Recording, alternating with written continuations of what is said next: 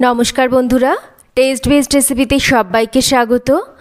আজকে বানিয়ে দেখাবো পেঁপে দিয়ে খুবই সহজ, সাধারণ আর মুখে লেগে থাকার মতন একটা দারুণ সুস্বাদু রেসিপি।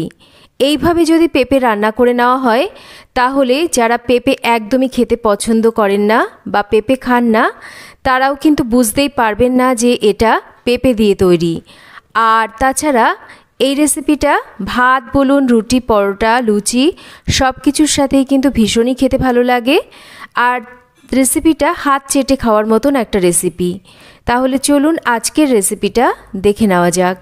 রেসিপিটা বানানোর জন্য এখানে একটা পেঁপের খোসা ছাড়িয়ে ভেতরের বীজটাকে ভালো করে পরিষ্কার করে নেওয়ার পর এই রকম টুকরো করে কেটে নিয়েছি। এবার নিয়ে নিয়েছি একটা এখানে ছোট মোকালা গ্রেটার। এবার গ্রেটার দিয়ে পেঁপেগুলোকে আমাদের গ্রেট করে নিতে হবে। আর পেঁপে কেটে নেওয়ার পর কিন্তু পেঁপেগুলোকে ভালো করে ধুয়ে নিতে হবে। পেঁপে গ্রেট করার পর কিন্তু পেঁপে আর ধোয়া যাবে না। দেখুন পেঁপেগুলোকে ঠিক এই রকম করে গ্রেট করে নিয়েছি, ঠিক ঝুরঝুরে করে। এবার রান্নাটা করার জন্য কড়াইতে তেল গরম করে নেব। খুব যে একটা বেশি তেল মশলা এই রান্নাতে প্রয়োজন সেটা কিন্তু নয়, খুবই সামান্য ঘরোয়া তেল মশলাতেই রান্নাটা করে নেওয়া যায়। তেলটা গরম হতে থাক, ততক্ষণ দেখুন এখানে আমি অল্প করে একটু মটর ডাল ভিজিয়ে রেখেছিলাম। ডালটা ভিজে গেলে ডালটাকে মিহি করে বেটে নিয়েছি।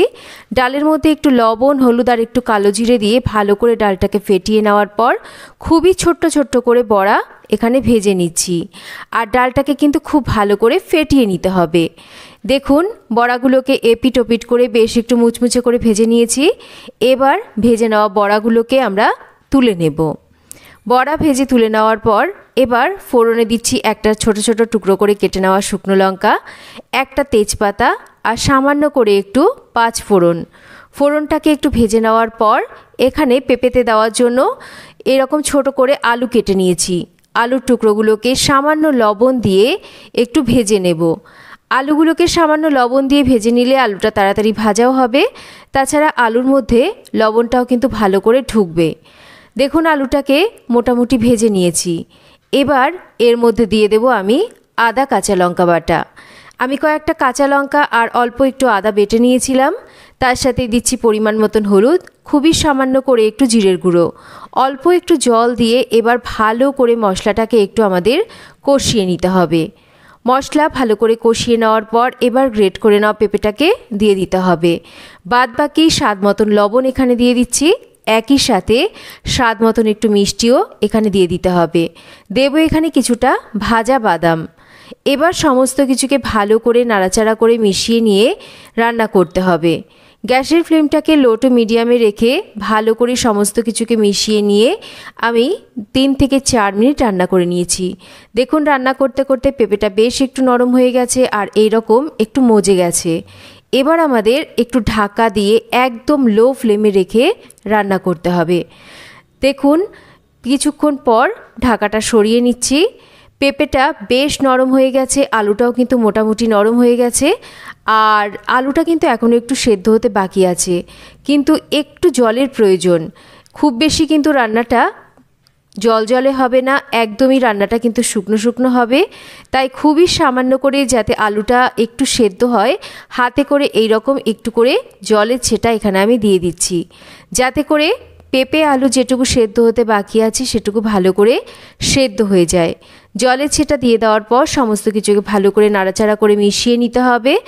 আর আবারও ঢাকা দিয়ে একদম লো ফ্লেমে রেখে আমরা রান্না করব যতক্ষণ না আলু পেঁপে খুব ভালো করে সেদ্ধ হচ্ছে। ঢাকা দিয়ে আমি বেশ কিছুক্ষণ একদম লো ফ্লেমে রান্না করে নিয়েছি। এবার ঢাকাটাকে সরিয়ে নিচ্ছি। দেখুন পেঁপে থেকে কিন্তু তেলটা ছেড়ে গেছে। আর এবার আমরা একটু চেক করে নেব আলু পেঁপে এগুলো ভালো করে সেদ্ধ হয়েছে কিনা। পেঁপে তো ভালো করে সেদ্ধ হয়ে গেছে দেখে বোঝা যাচ্ছে, আলুটাও কিন্তু খুব ভালো করে সেদ্ধ হয়ে গেছে।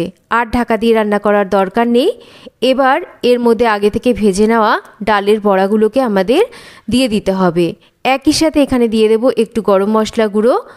আর তার সাথে যেহেতু সম্পূর্ণ নিরামিষ রান্না তাই একটু ঘি কিন্তু এখানে দিচ্ছি।